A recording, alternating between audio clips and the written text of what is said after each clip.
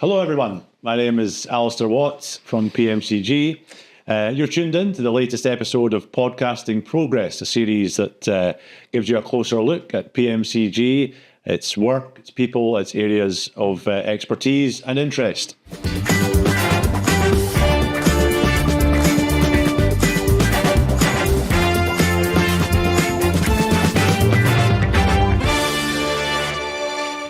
Today, we're thrilled to be joined by Frank Hannigan, a highly respected business advisor, entrepreneur and mentor with over 21 years of experience in guiding businesses from startups to multi-billion euro organizations across Europe, Central Asia and beyond.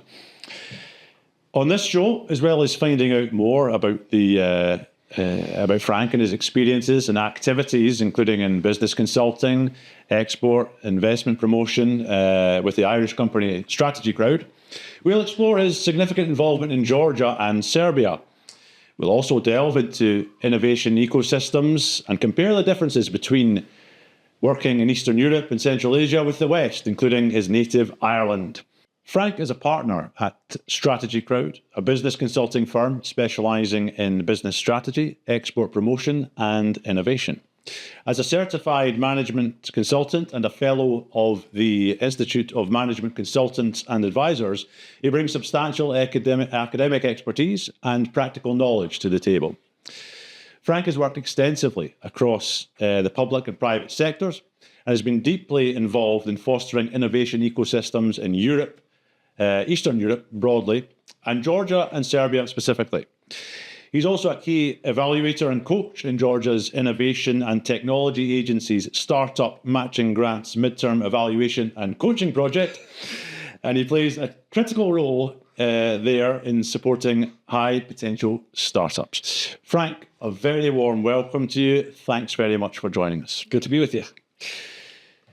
So you've had such a varied career, I think it's fair to say, ranging from founding your own businesses to advising some of the most promising startups across the world. So to start with, I wonder if you could tell us a little about some of the key experiences or milestones that have shaped your career journey so far. Yeah, it's kind of an interesting story, but it's not very coherent. It just happened.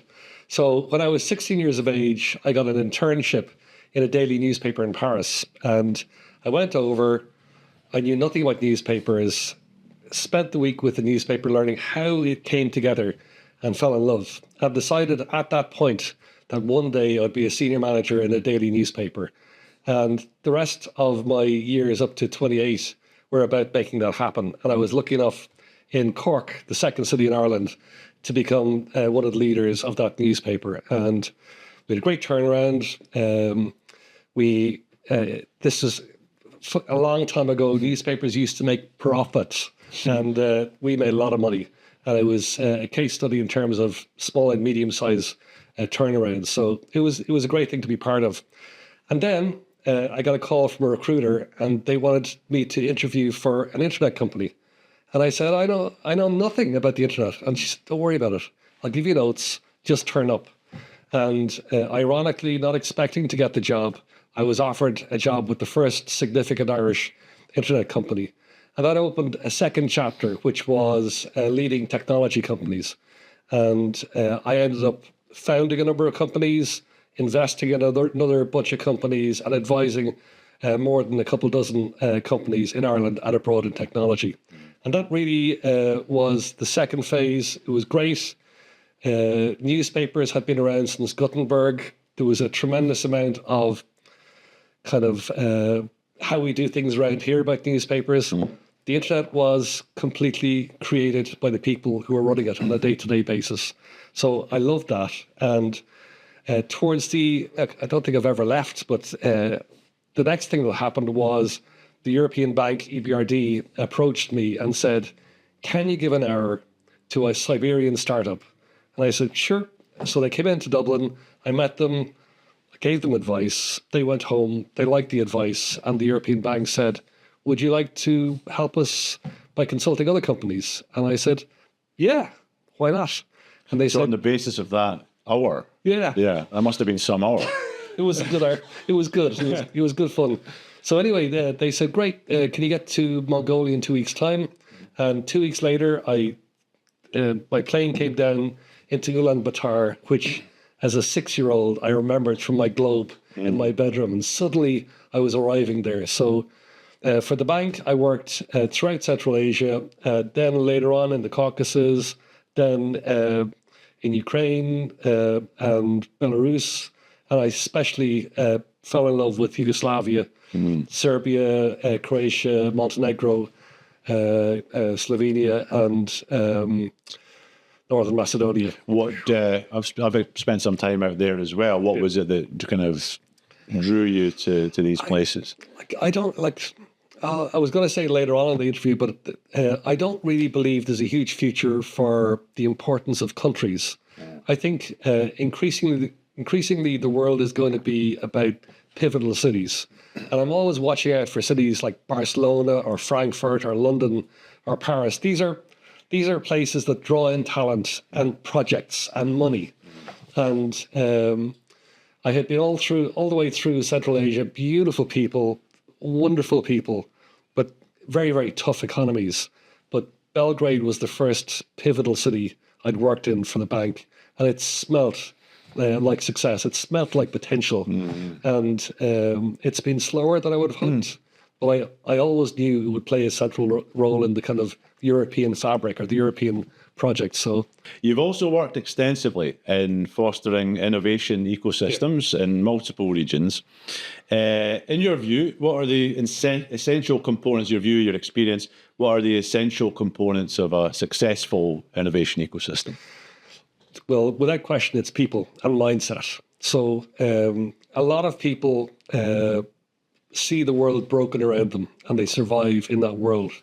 But there's a group of people who want to unmake reality, who want to make the world a better place.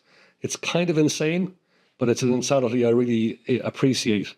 And innovation is the formalization of that mindset. It's understanding fundamentally how things are today and imagining a better outcome, imagining a better state to aim for. So I've been looking at, in the last 10 years, innovation frameworks have become more and more formalized and more kind of standardized. And that's great because a lot of people use the word innovation, but I don't think they really understand it.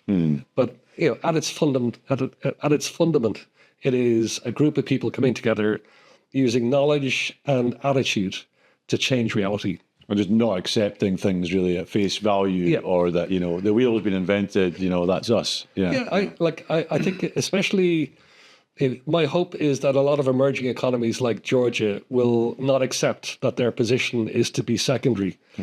What they've got to find is a place where they can shine and self-belief, like just literally believe that geography is history. A good bunch of people in Tbilisi will compete successfully against another good bunch of people in Los Angeles or Frankfurt. That has to be the mindset. And growing up on a small island like Ireland, it was the only mindset that made sense because we couldn't lie back and wait for reality to wave over us. So you see some similarities between Georgia and Ireland. A lot of people here, they say so from time to time. That's something you detect, not just historically and other factors, but in terms of like business potential and mindset. Well, I think one of the really interesting things about being in a small country is there isn't the capacity to run a business at scale domestically. You have no choice but to look at the rest of the world. And Ireland has been very successful in drawing in great companies like Apple, Microsoft, Google, Facebook, etc. But we've also traveled the world. We are 65 million strong. Only 10% of us live on the island. We live in Scotland. There are more Donegal people living in Glasgow than live in Donegal. We live in Boston. We live in Australia. We live in Argentina. And that kind of, it tells of a very difficult past, but it gives you a sense of the potential of a really strong culture to make its impact on the world. And I think Georgia is one of those, really strong, defined cultures. Definitely. So you're involved, speaking of Georgia, you're involved in the GITA, so Georgia's Innovation and Technology Agency, Startup Matching Grants Midterm Evaluation and Coaching Project, which just It's an easy thing to say. trips off the tongue. You tell us a bit more about this project, please, Frank, and how it's helping to shape the innovation landscape here, the one that you just alluded to. Yeah, well, it's a program where basically, for a start, early stage companies get some funding, so that funding allows them to scale or develop beyond MVP. But they also, thankfully for me, they get access to international experts and mentors. And it's not that we're better than Georgians, but it's that we're different. So we bring a different perspective, and we're able to ask the stupid questions like, how does this technology that you're building matter? Like, what problem are you solving? And I think bringing, certainly for an Irish person, I feel a debt to bring that to Georgia, because before people did that for me, they came in from Germany or from America and mentored me and completely changed my mindset. So I had a standard issue Irish entrepreneur mindset, and spending time over a beer with somebody from California, you totally reevaluate your view of the world, because they have just a completely different world view. And it's not that it's better, it's not that it's lesser, but it's different. And that difference allows you to really investigate what you're doing a bit better. That required people like yourself to be open to others telling you or nudging you in the direction of what to do. And it's that. I think some of the framework for the mindset is you need to be curious, you need to be humble, and you need to be open. If you know what you're doing before the age of 80, you're fooling yourself. It's much better for you to listen to everybody around you and to be constantly open to little fragments, little signals that allow you to live a better life. So, and I found that happening here all the time. There's a rock star here called Dilla. I don't know if you know. And not with my Spotify. No, not your guy. He's lovely, but he's not like me. He's covered from top to bottom with tattoos. And so I met this guy at GITA at one of the programs. Right. And I said, "What's the story with the square on your hand?" He goes, You don't know Malevich? I went, "Well, who's Malevich?" He goes, "He's a really interesting guy just before the Russian Revolution. The black square is him basically removing all physicality so you can focus on the emotion of the painting." And I thought, oh my God, here I am talking to a punk rock star and learning something about great European art. So I think you do need to be like that. You need to be open. Don't ever underestimate the potential of somebody to open your eyes to something new.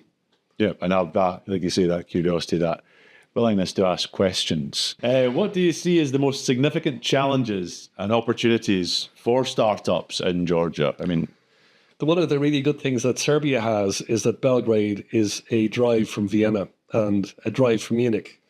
And obviously Tbilisi is not. So, while geography to some extent is history, there's still logistics involved in getting here. And also if you're exporting or building up a tribe of customers, it's more challenging for a Georgian than it is for a young Serb. But I think the really interesting opportunity is how much we have in common. And you asked about what did I feel like? What was the smell of Tbilisi when I arrived? It was a smell of home. It was just like Belgrade. And you get in the conversations we have in GITA and elsewhere, you get this sense of commonality. And if you think about the future of Georgia, I would hope it's part of a great European trading bloc, and that we use our commonality to build strong relationships and build our own supply chains, as opposed to every single supply chain in Europe ending in China. Nothing against China, but I'd like to see us employ more Europeans and to build that coherence that you only have when you have people from the same cultural milieu. So, and even in the Balkans, where obviously you've got, historically and even quite recently, there's so many ethnic divisions and even within individual countries, you still find that what you're talking about, these ecosystems, kind of are they washing away these sorts of boundaries, or are they still a factor? I think for younger people, wars dissipate, and the shared culture, if you're Croatian, Bosnian, or Serbian, is really strong. And they'll all say, "No, that's our song," and well, no, I think that's our song, and I think that gives you a sense of the common background. So.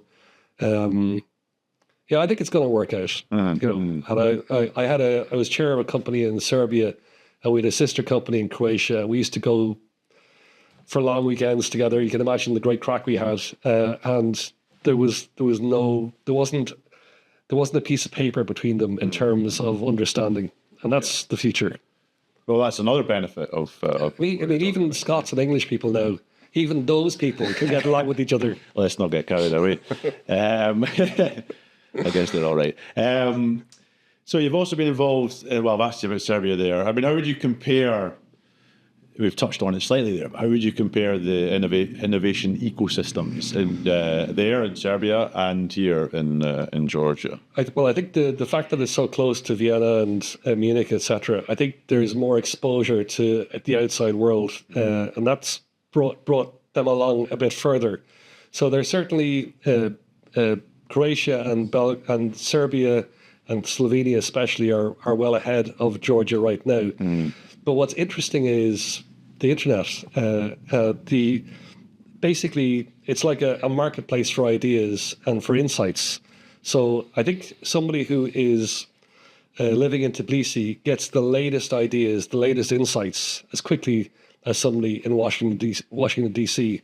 And that's a huge opportunity. So what I would say is, even in 7 years of being here, I would have seen Georgia grow, move closer and closer in terms of kind of mentality. So I think that's what's going to happen. We're all going to kind of get a bit closer again together. What about in terms of the connections between the two, like Georgia and Serbia? Is there any connectivity there in this kind of area or not? There's not a huge amount, and there probably should be, because there'd be a lot of peer learning between the two. It would be a good idea. There isn't a huge amount, I don't think. Well, maybe something for the near future, perhaps.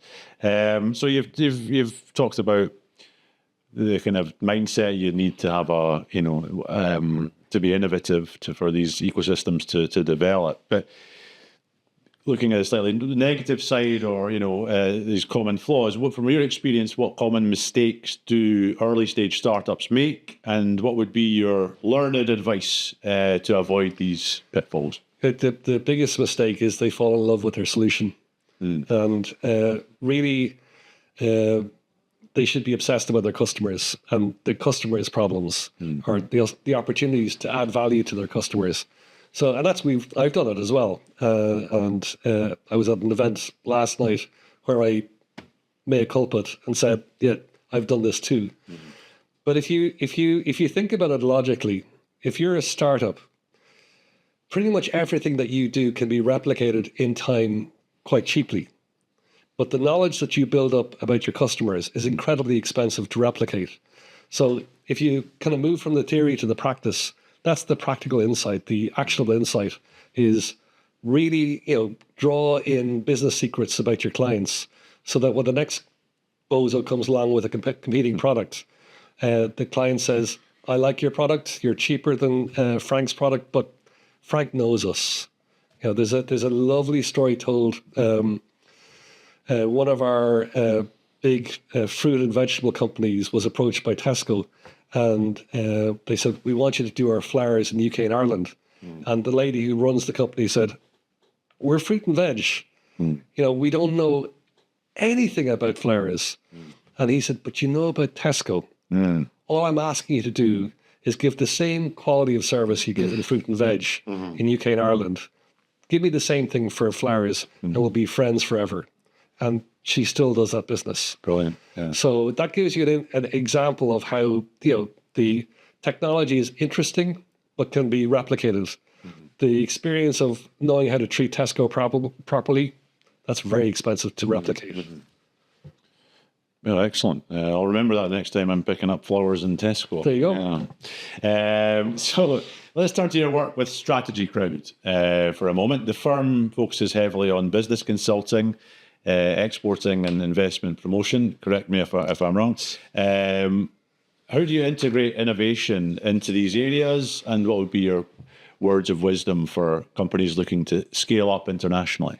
Well, I think we like humility is the best way to describe humility is most of us have an economics background.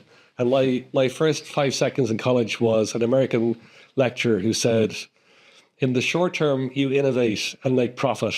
In the medium term, you have competition and profit reduces. And in the long term, there's no long term.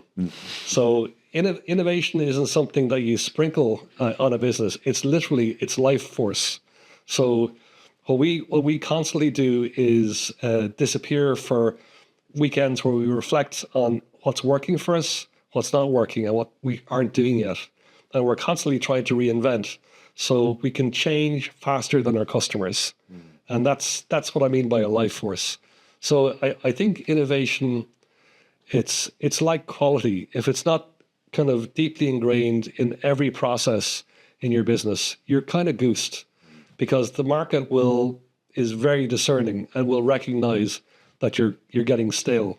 So we're constantly beating ourselves up and trying to, be smarter, read better books, meet better people, and change. Is it possible ever to sit and be chuffed with yourself and relaxed, or is that just not really? If you're in a box at an Undertaker's, yeah, but that's it. Right. So you work with businesses in Eastern Europe and Central Asia. We talked about that off air before.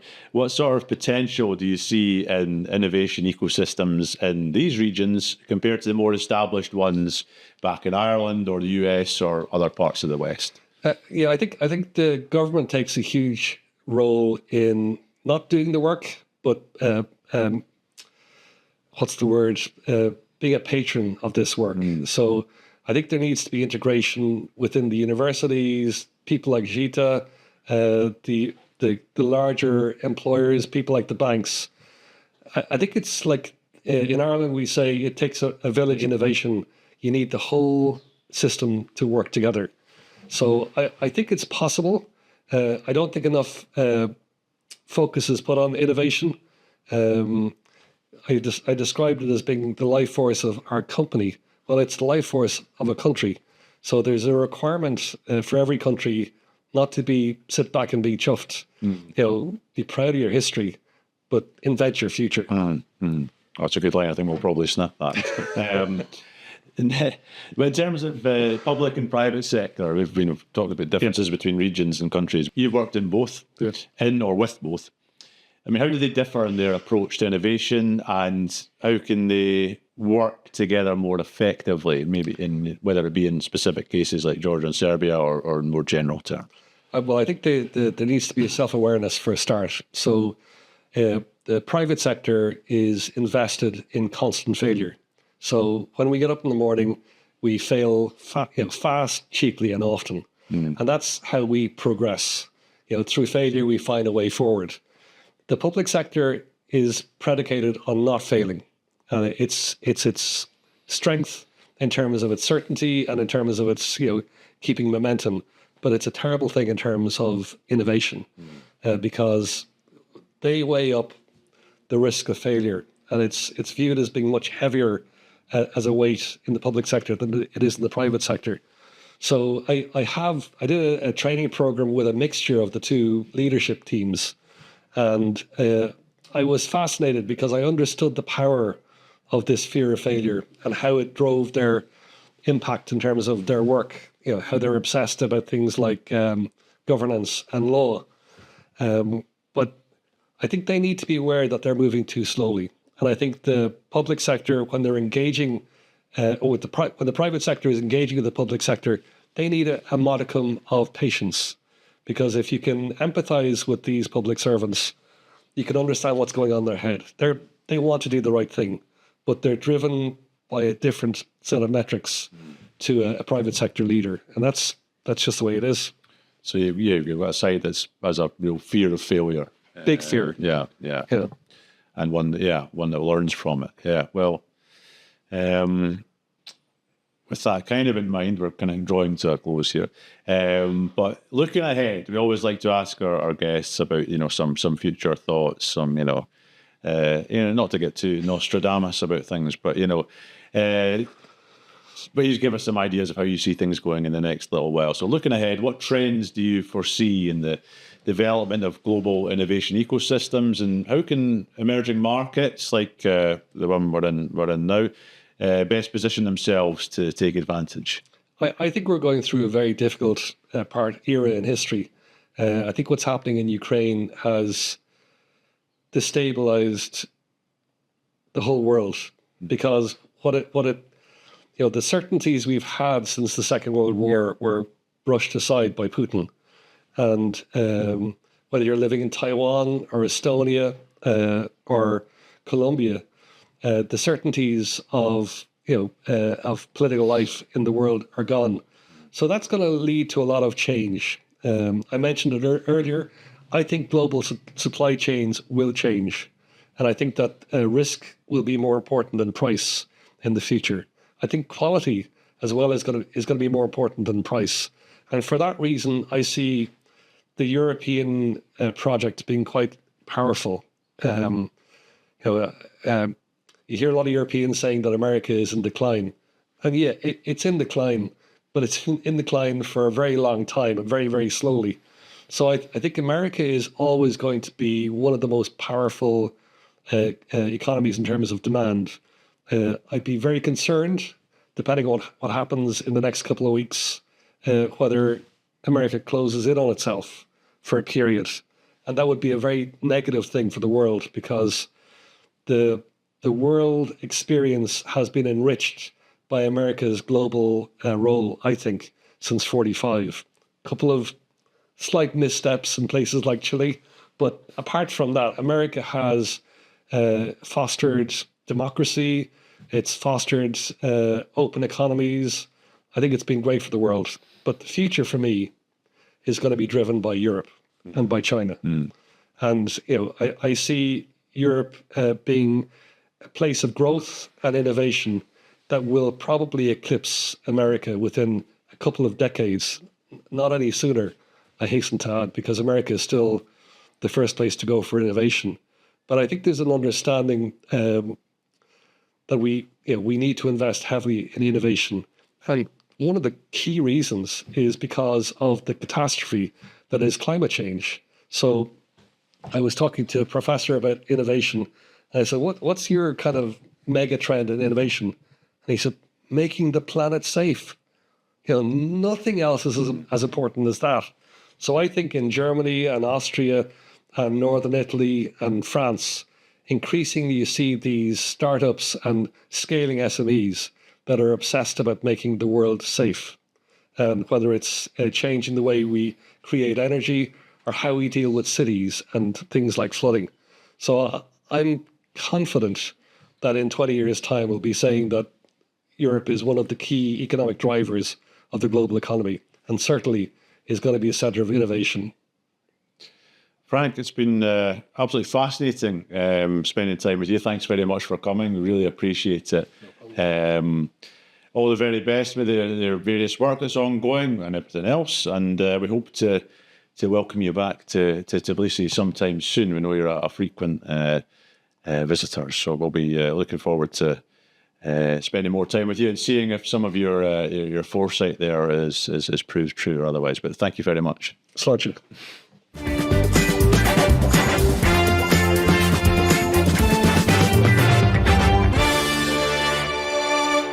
Okay, thank you very much for tuning in to our latest episode of Podcasting Progress. Our guest was Frank Hannigan. I've been your host, Alistair Watt. We'll be back soon for another episode, and in the meantime, you can keep up with all things PMCG, including this podcast, by following us on Facebook, on LinkedIn. We're also on YouTube and Spotify, where you can subscribe to so you'll never miss one of our podcasts. You'll also find out more information on the company's website. So